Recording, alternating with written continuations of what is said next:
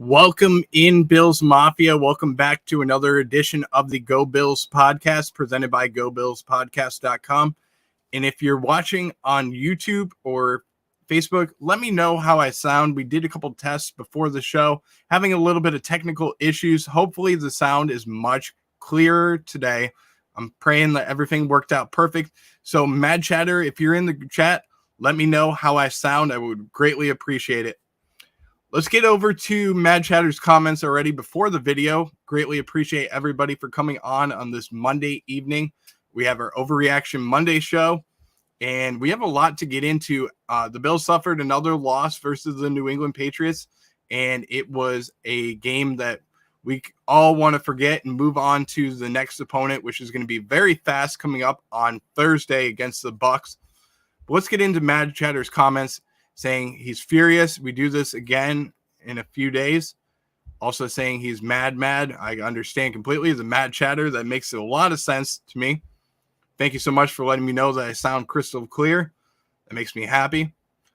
Sean Kula of the Red, White, and Bills coming out. Really do appreciate you for coming out, Sean.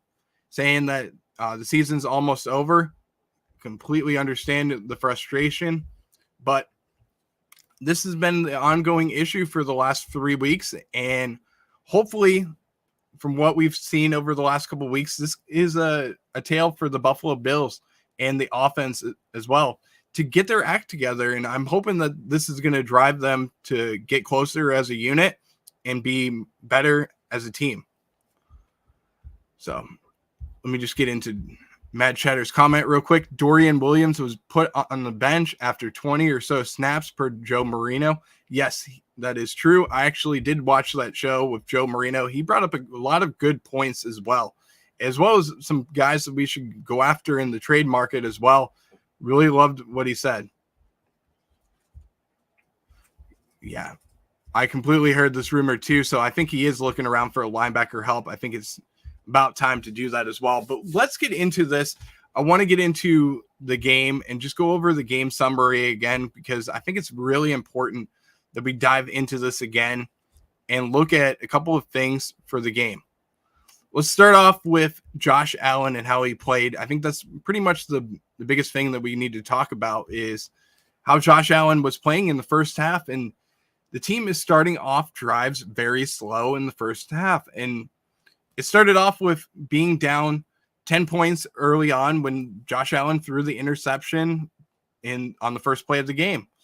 That's just the recipe for disaster for the Buffalo Bills. And when you are playing in a game where you're down 10-0 and you have to catch up to start the game, your confidence is not going to be high throughout the whole entire game. And look at what happened from the first play of the offensive scrimmage all the way to the last play of the offensive scrimmage. Pretty much a tale of the same thing. It was very parallel what we saw. First play, Josh Allen throws a pass, intercepted by Jabril Peppers.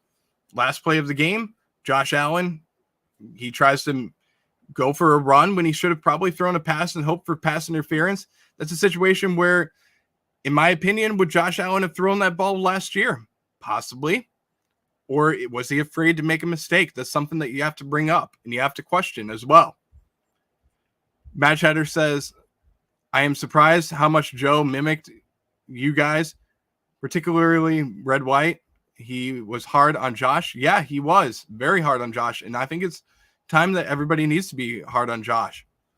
We're going to need Allen to rein it in and do a better job going forward, setting protection. I agree with this a little bit, but I don't think it's the offensive line's fault necessarily. I think it's Josh that's holding onto the ball a little too long, and he just doesn't trust his offensive line that's been better than most people expected. And this is by far the best offensive line that he's had in his career. So I don't put it on Josh Allen or on Josh Allen's protection whatsoever. I think it's more on Josh Allen himself than it is his protection. But let's get into Josh Allen, and it was, again, another tale of two halves for Josh Allen. He was not the same player in the first half, making countless mistakes and also missing guys that were wide open in the first half. And it seemed like to me another story. Again, he was pressing the ball down the field a little bit too much to start the game, trying to force feed the ball into tight coverage, and that's just not what he needs to do. He just needs to take the ball and really go after the middle of the field, and that's what he was needed to do, and he did it in the second half. First half, he was trying to go to the perimeter, and that's just a recipe for mistakes because that's where the cornerbacks are going to sit. And when Josh Allen is looking for the perimeter, guys are going to creep up, and that's when the interceptions start to happen. Joe said that the offensive line does what Josh Allen calls. Not sure myself about setting protection. I don't believe that whatsoever. I think that the dialogue between Mitch Morse and Josh Allen is very good. He's the one that's going to be changing the protection a little bit. He's a veteran out there. He knows what he's doing. And I'm not going to be surprised if he is the one that's calling the protection. I think he's a great player on the team, and I think he's good at getting the guys in the right position too. Another tough one for Gabe Davis. We all love Gabe, but we need a number 2. Gabe is a number 3.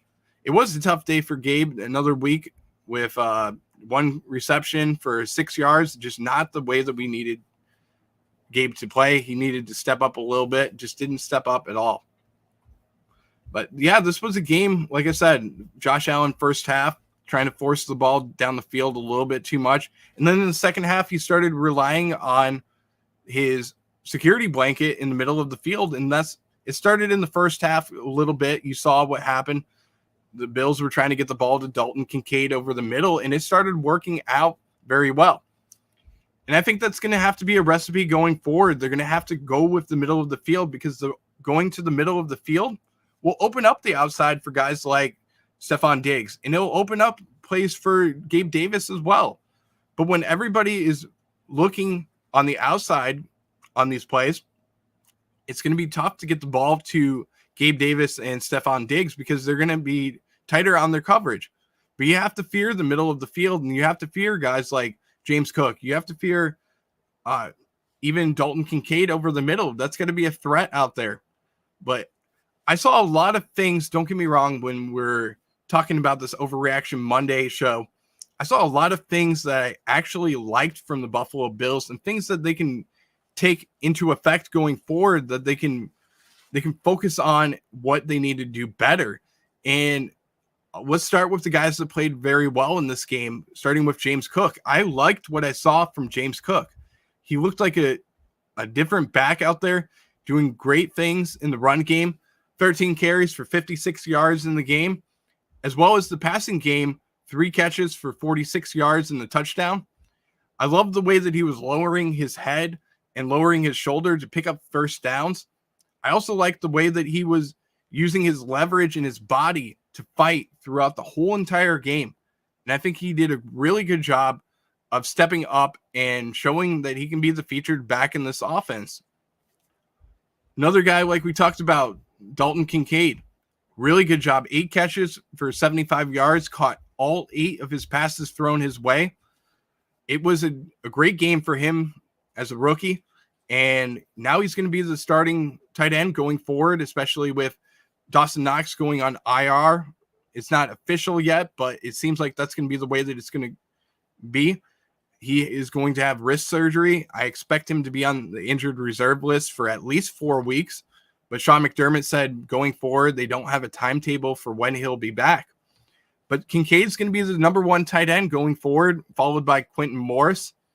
And I do expect the Bills to have to go after another tight end. Maybe they look at the trade market to find a tight end that could fit the team.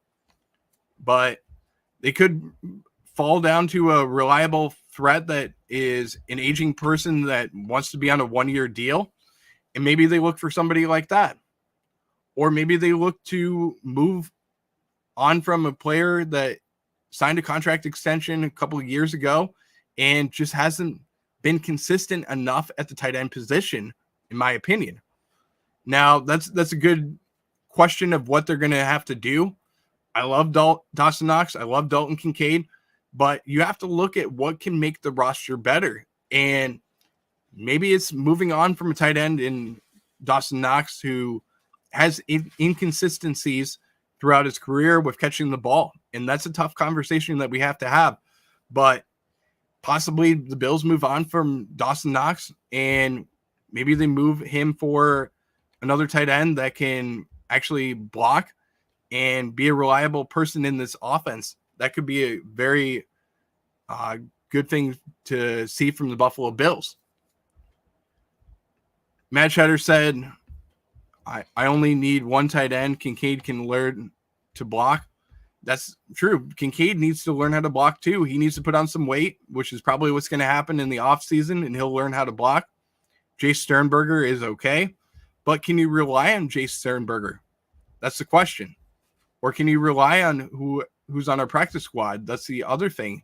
You got to rely on whoever's going to step up in that position. And are the Bills confident enough to see that person step up into this starting role and become the number 3 tight end on the roster? Now, the next tight end that would probably be going onto the Bills roster would be the tight end in Joel Wilson. He would be the next one up because he's on the practice squad. Now, are you confident enough for him to be on the roster, or do you think that the Bills will have to move on from and find somebody in the free agent market or even in the trade market? That's the question that you have to think of as well. Speaking of the trade market, could it be time for the Bills to move on to another weapon and find somebody on the offensive side? That's a question that I'd love to ask the channel and see what your guys' thoughts are, Mad Chatter and Red, White, and Bills. I would love to see what your thoughts are on should the Bills move on and find another playmaker on the offensive side of the ball. Now, you got to remember the issue is going to be the Bills don't have a lot of capital as far as the salary cap. So it's going to be tough to move on from guys like or go after guys like Terry McLaurin, who Joe Marino, somebody brought it up on his channel.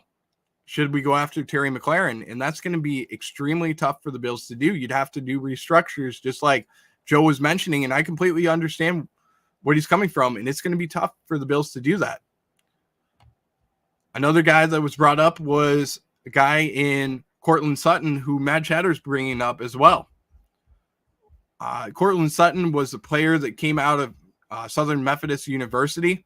Excellent player who had a lot of range with him. And the biggest thing that I remember about him playing at Southern Methodist University was he was the guy that was the security blanket for the offense.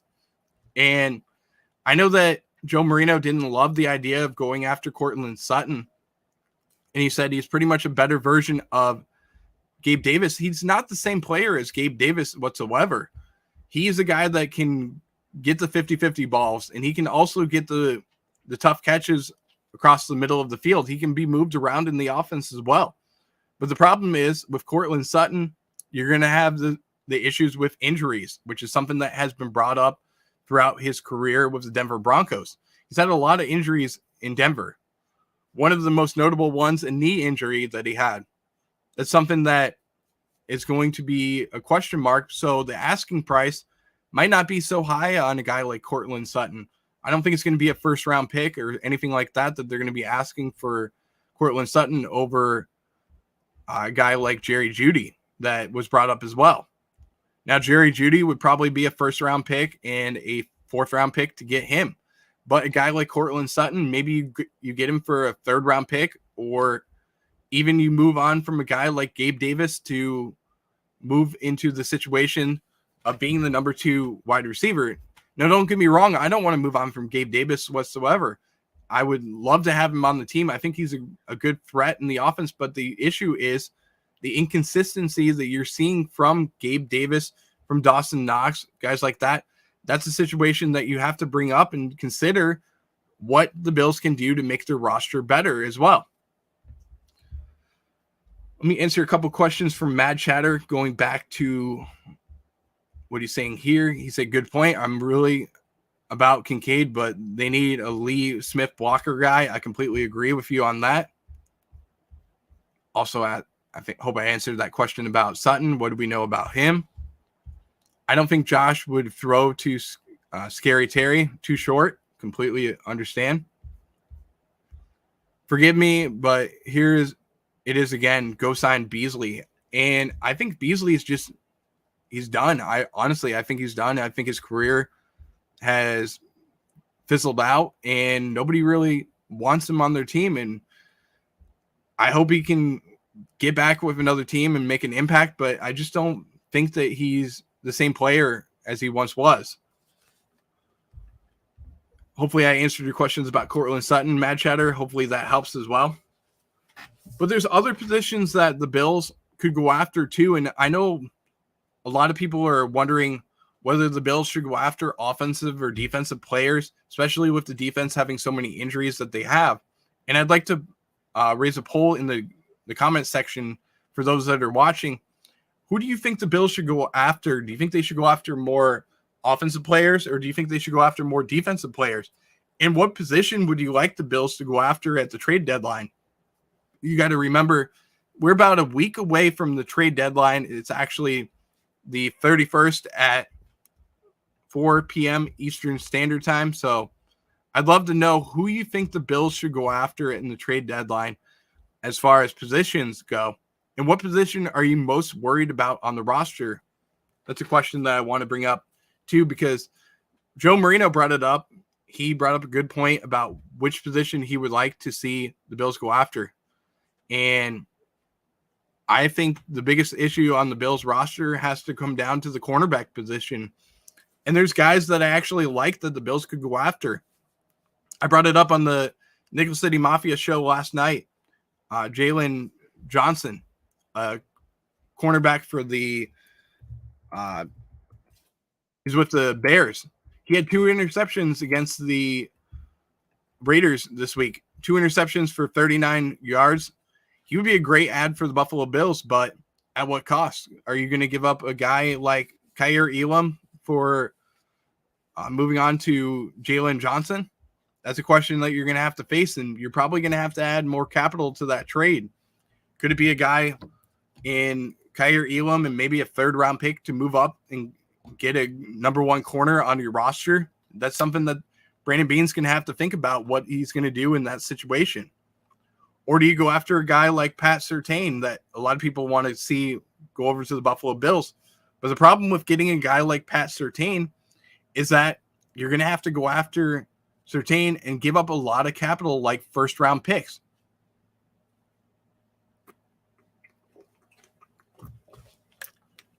That's questions that you're going to have to think about. But I know Mad Chatter is bringing up a lot of good comments. I think that the way that the Bills are going to look for attacking the trade market, it's going to be guys like linebackers that they can fit into their offense, as well as defensive tackles.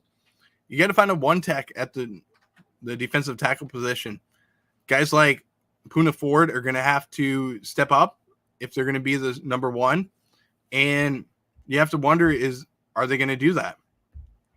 Mad Chatter is asking, Marino thinks linebacker is even more urgent than defensive tackle. Phillips just had a bad day. I assume he's correct. I actually am disagreeing with Joe Marino. I don't think that the linebacker play is the worst part of the team. I think the defensive tackle position and being able to set the edge as well as the inside of the defense is the way to go. And I think the Bills are missing a very key piece in Daquan Jones, who was number 1 in pressure rate as far as 1-tech and defensive lineman. And then also having Daquan Jones in the run game and his big body that can take over the middle of the field and take 2 guys to cover him. And don't get me wrong, the Bills did miss Ed Oliver out there on the field as well. That was another big loss for the team. But I think the defensive tackle position is an area that the Bills are going to have to address. Now, Poona Ford, he's a smaller guy at 5'10". He is a big body guy, though, 310 pounds. So he kind of has that big belly type of situation. But a guy like Poona Ford is not going to be great at the 1-tech position for the whole entire game. He's going to get beat on certain plays, especially when you have guys that are 6'6", 6'5" in the middle of the line, and guys like David Andrews, who's a veteran out there for the New England Patriots. He's going to dictate the line of scrimmage when it comes to the offensive side of the ball for the Patriots. And then you have a guy like Puna Ford, who's smaller, and he is not a person that should be out there as a starter situation for the whole entire game. He's somebody that's a rotational piece for your defensive line, but you're having him out there so much that it's going to cause issues, and you're going to see big gains given up because you can't rely on Puna Ford every single time to be able to set the line of scrimmage for your team. That's a guy's job in Ed Oliver, who has been in the system for years, that's going to have to possibly switch positions and play the one tech position where he's out of sync and where he doesn't belong. That's a question that you're going to have to think of. Or guys like Tim Settle and even Jordan Phillips that are going to have to play out of position as well. That's the reason why you're not seeing the defensive line as a whole getting a lot of sacks in the game, is because the interior pressure is not allowing the edge to be able to move outside a little bit more and be able to take the tackles away from the interior and force plays where Mac Jones has to roll out to his right. Red, White, and Bills brought up a good point. Trade a fourth and settle for Jonathan Allen. That's a big contract to give up. And that's a situation where I'd love to have him. But another thing that you can bring up as well about him, he had some controversial things that he said when it came down to teams not playing well. And do you want a player in Jonathan Allen that's, when the ship goes down, he's going to be a little bit of a, excuse my words that I'm saying, but a little bit of a crybaby when things are going south? Do you want that type of player on your team? Or do you want a leader that's going to come in and when things go wrong, he's going to figure it out? That's the situation that I fall into. And don't get me wrong, I love Jonathan Allen. I think he's a great player. But when things go wrong, do you want a guy that's going to sit there and cry? Or do you want a guy that's going to be a leader on your team? That's something that you need. And I'm with Red, White, and Bills. I want a badass too. Don't get me wrong. I want a badass. I want somebody that can come in and they can make a difference. I want somebody that's nasty, just like he's saying. I completely agree with what he's saying. Somebody that's going to wake them up. That's great things that you're saying. I really like what the chat's saying here. You need guys that can really become leaders and get this team in the right step. You need guys like Bruce Smith that can go in there and make a difference and be the guy that brings everybody around him up a level. You need a Biscuit and Cornelius Bennett that can set the middle of the line. You need guys like Thurman Thomas that can be the security blanket for your Jim Kelly. You need guys like Steve Tasker who can be the guy that can be in the middle of the field and make an impact. Now, Steve Tasker didn't have a lot of yards, don't get me wrong, in his career, but guys like Don Beebe too. Guys like James Lofton. Those are all great guys that you need on your team. I think that would really help the Buffalo Bills in having guys like that. You can't have guys that go out there on the field and they have one catch in the game, like Trent Sherfield and Deontay Hardy. You need guys that can step up and can become the number 2 threat for your offense. And it's questionable what the Bills have as an offensive unit. Do they have enough? And that's the question that I'm bringing up to the chat. Do you think that the Bills have enough as an offensive unit? And do you think the Bills have enough as a defensive unit? Or do you think that the Bills should go after somebody, and who should that be? I'm putting the ball in your corner, guys. I want to know what your thoughts are. And in my opinion, do I think the Bills have enough on offense? That's debatable. Can Gabe Davis step up? Can he become the number 2? That's questionable. Can the Bills rely on a guy like James Cook to become the number 2 position and become the security blanket for Josh Allen? I think that would be a great idea, but I also think that you need to look at guys like Hunter Renfrow and possibly even guys like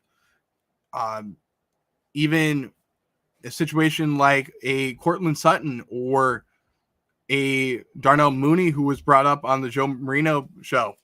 Those are guys that you're going to have to think about getting. And It's a situation where the Bills don't have a lot of cap, but you're going to have to restructure guys, and you're going to have to rely on the veterans to be able to restructure their contracts, and possibly even a guy like Matt Milano a restructure in his contract. That would be a great idea.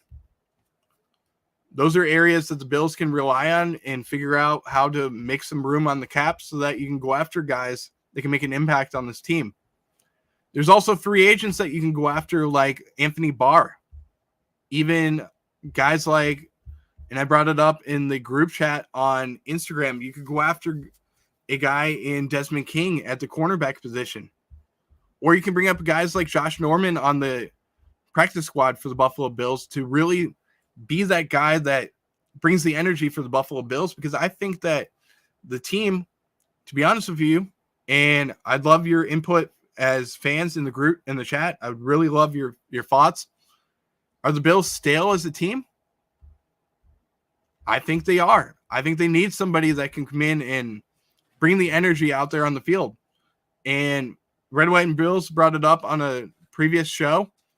He said that the Bills are stale as a team, and they lack the energy, especially at the quarterback position. When your quarterback has his head in the playbook and he's looking down, it sets the narrative for how the team is going to rally around him.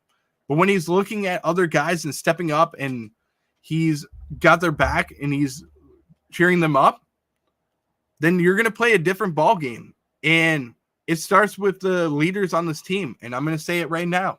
Gabe Davis, Stephon Diggs, Mitch Morse, they need to pump this crowd and this team up. And when they do that, you're going to see guys rally around them.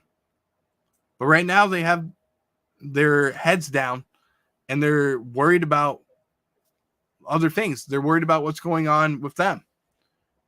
You'll play freer when you do that. And I know it's controversial. I know people don't like it. You might not like the views. I understand. Completely agree. But let me know your thoughts. I'd love to understand what you're thinking in this situation. And if you disagree, put it in the comments section. We're not going to judge you whatsoever. We are all for the conversations. We appreciate everybody that's in the chat. The Mad Chatters and the Red, White, and Bills, we really do appreciate you guys. So I'd love to know your thoughts, or if you want to jump on the show, I can send you the link in a private message as well and email you as well. So we can add you on here as well. Mad Chatter saying nailed it. Stale is a issue. Completely agree. They're like a stale bag of potato chips right now. And I'll tell you, excuse me for 1 second.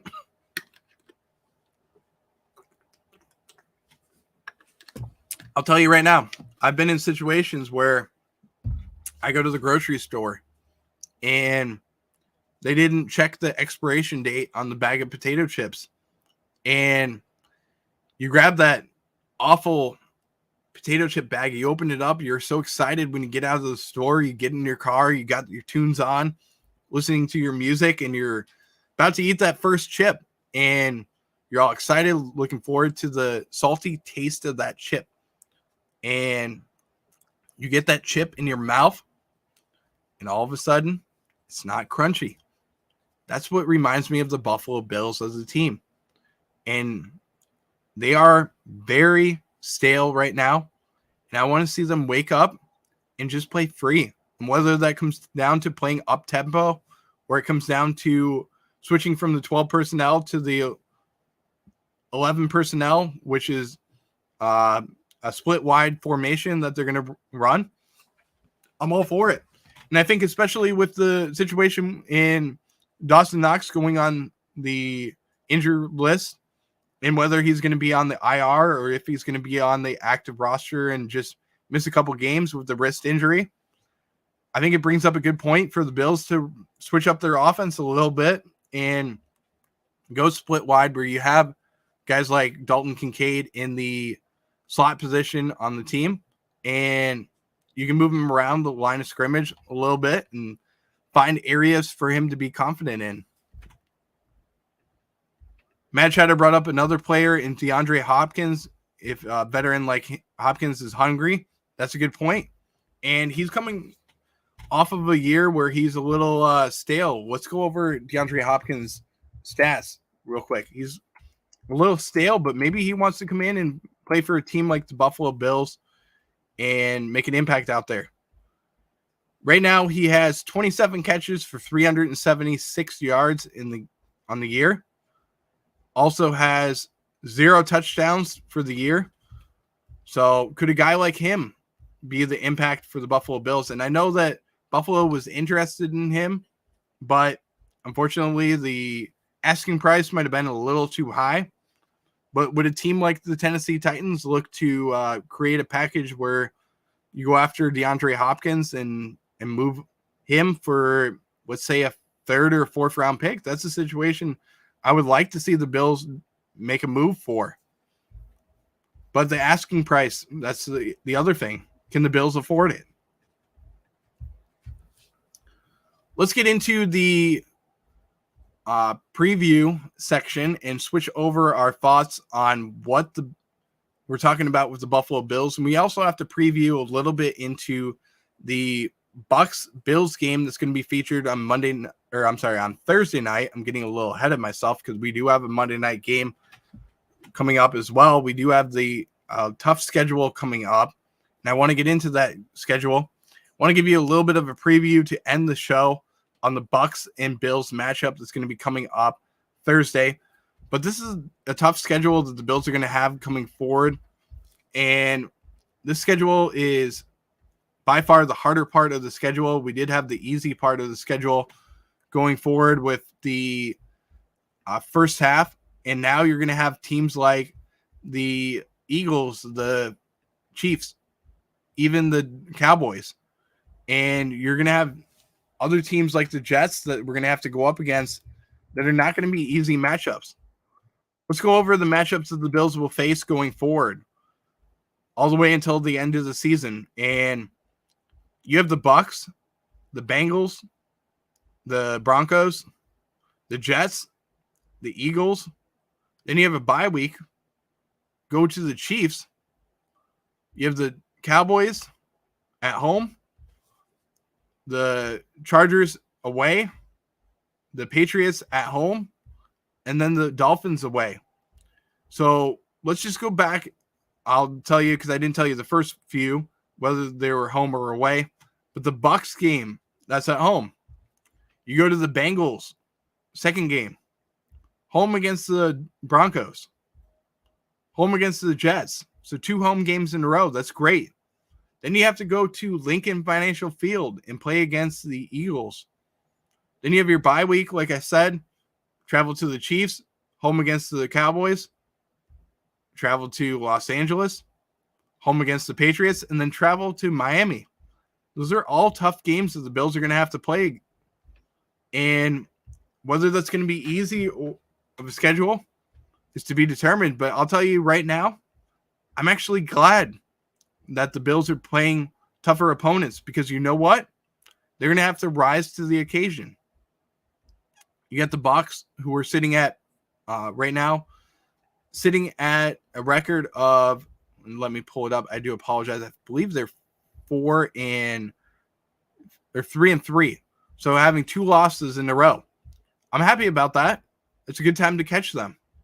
So that could be a win for the Buffalo Bills. Also, primetime Josh Allen. That's a good thing too. He plays better in the primetime moments, just like Mad Cheddar says. They become the primetime Buffalo Bills.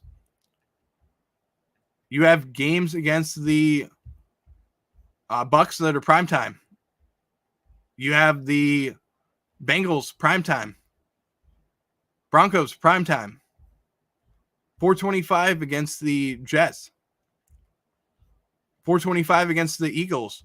425, which I expect that to be flexed into the Sunday Night Football spot. Bills, Chiefs. Then you have the Cowboys, which that's going to be a game that's going to be at 425. That's another great game. Another primetime game against the Chargers.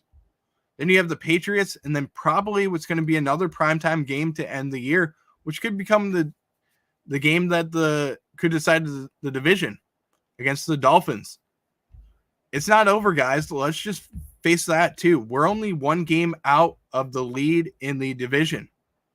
Yes, we have 2 losses in the division. But I'll tell you right now, we can still win it. And I'm not going to be surprised if the Bills do find a way to get through it. They're a team that's tight-knit. They'll find a way to get through these situations. This is just a hiccup in the road. And what better time to have a hiccup in the road than right now? You got a tough schedule going forward. Like I said, tough matchups. But to play the tough opponents, just like the Jets did to begin the year, they played the tough opponents. How did they do? Look at their record right now, playing tough opponents. They're 3-3. If we get to 3-3, that puts us at 7-6. Okay, we can still make the playoffs at 7-6. I'm not going to say that that's going to be easy, but it's going to be tough. And we could make the playoffs as a team that's going to be a 6 seed or a 7 seed, and we can do damage in the playoffs because we're going to get healthy. We might get guys like Matt Milano and Daquan Jones to end the year. I'm okay with that. I'm okay with them being back later in the year. I'd love to see them back. Good to see John Roberts back on Facebook. Appreciate you for joining us, John. He said we need to get out our execution going, and I completely agree. A lot of people are shooting for Ken Dorsey to be fired, and I'm going to tell you right now, just like Sean Kula of the Red, White, and Bills said, is it Ken Dorsey's fault, or is it the execution of the players? And who is going to come in that can make a difference at the offensive coordinator position? That's to be determined. But I'll tell you right now, Sean McDermott sounds like he's confident in the offensive coordinator and Ken Dorsey. And he doesn't seem like he's going to give up on him. Matt Cheddar says it could become a very exciting ride, and I completely agree. I'm not giving up on this team. It's a hiccup in the road. There's not going to be every game that Josh Allen starts the game by throwing an interception. These are the mistakes that he's making right now that are going to make the team better in the future. I'm going to tell you that going forward. It's not Ken Dorsey. It's the execution. And they're going to be better as a team. They're going to make better decisions. Josh Allen's going to play better. Trust me. Believe me. I'm not giving up on this team. They're going to be a great team going forward. And a tough team that you're going to play in the Bucs, in the Bengals, in the Chiefs, in the Cowboys, in the Eagles that you're all going to face is going to make this team better, because you know what? Every single week you're facing a tough opponent, a team that made the playoffs in a situation that you want to be in. You want to be in the playoffs again. You want to host a game in the playoffs. It's going to make this team hungry. Trust me on that. And they're going to be a better team going forward each and every week. And I know damn well Sean McDermott does not like losing. He's bitter. He's pissed. There's so many words that you can describe him as. He's going to get this figured out. And to call for his head in these situations, no. It's not the time to call for his head. It's not the time to call for Ken Dorsey's head. I understand your frustration, Bills Mafia, but it's not Ken Dorsey. It's not Sean McDermott.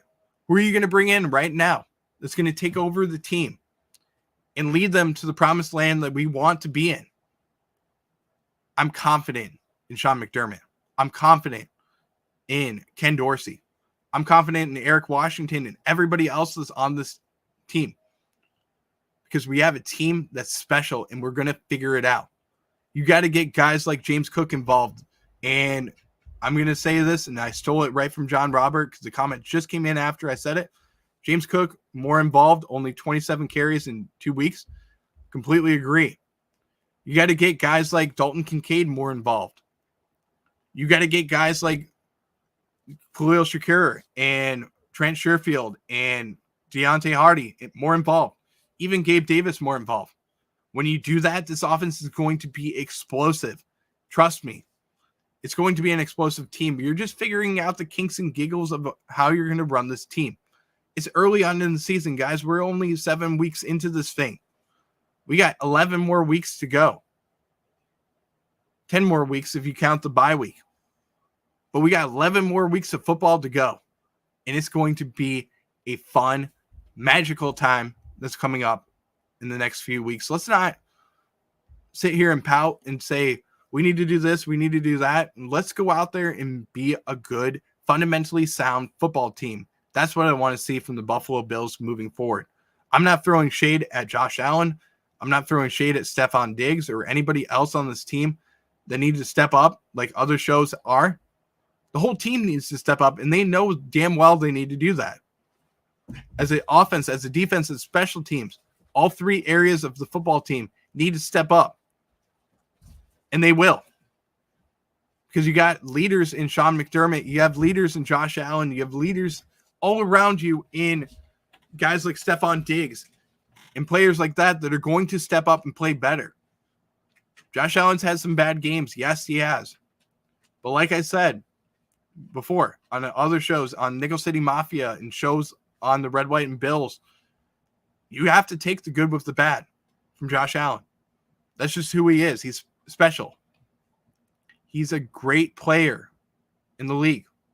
And I'll tell you right now, I wouldn't want any other quarterback backing this team than Josh Allen. I wouldn't want any other wide receiver on this team than Stephon Diggs. I don't want any other running back than James Cook. I don't want any other player at the tight end position than Dawson Knox and Dalton Kincaid. As a unit, they have to figure it out, and they will. I'm confident in them. The defense needs to step up. They need to make some moves. Yes, they do. It's inexcusable. But when you give the defense 7 points that they have to go out there, and when you're making an interception, that's not a recipe for success for the team. You got to play better on both sides of the ball. John Robert said that Dawson Knox will get surgery, so Dalton should be used more. Completely agree. The middle of the field has been wide open all season, guys. I've been saying it. You got to get these guys involved, and you also have to get the screen game going, just like John Robert said. Very good points. I really appreciate these comments, guys. If you're watching and you want to bring up some comments on here, I will get to your comments in the comment section. Put them in the comment section on YouTube. I greatly appreciate all the comments that we're seeing. These are very valid points, and I agree with everybody that's putting these out here. Josh Allen needs to throw less interceptions. Completely agree with what you're saying, John. But he also needs to, when you make an interception, you need to be able to throw the ball and not have the fear of making a mistake. That's what Josh Allen's lacking right now, is confidence. And I brought it up. Matt Cheddar said, I think you need to ride or die with Dorsey till next year at this point, and I completely agree with what you're saying. There's nobody else in the building that's going to be able to get this offense going than Ken Dorsey and Sean McDermott on defense. And they're going to be better. Trust me. Mark my words. I'm going to say it when it comes down to the last games of the year and everybody's saying, we're going to make the playoffs. It comes down to Ken Dorsey and Josh Allen stepping up. And I'll tell you right now, laser focus Josh Allen is the best version of him. And I cannot wait to see laser focus Josh Allen go out there and make an impact on Thursday. We got a tough matchup coming up against the Bucs, who have 2 losses in a row. Just lost to the Atlanta Falcons on Sunday in a game that finished 16-13. Got a tough matchup against guys like Baker Mayfield and Chris Godwin and Mike Evans. But this is going to be a fun matchup to see. And I expect Buffalo to go out there and make an impact as a team. Baker Mayfield gets rattled when he's in the pocket. He makes mistakes. And I think he's going to make a few this week. It's going to be fun to watch. You're going to see Josh Allen go down the field, make an impact on this Tampa Bay Bucs team and their defense that's struggling the last couple of weeks. And I think that this is going to be a matchup where you're going to see Josh laser focus, getting the ball and spreading the ball to his playmakers and going after guys like Dalton Kincaid in the middle of the field. And he's going to be a better version of himself. He's going to take some risks. Yes, he will. But guess what? He's going to make those great throws as well. Don't forget to like, subscribe, follow us on social media. You can find us on YouTube, Instagram, Facebook, TikTok, Twitter, as well as Threads. Also, don't forget to click on over to our website, gobillspodcast.com. Go on the website. You can find all of our upcoming shows that we will have throughout the Bucs week in the Week 8 matchup this Thursday on NFL Network. This has been the Go Bills Podcast. We will see you next time for another edition of the Go Bills Podcast. Until then, Go Bills.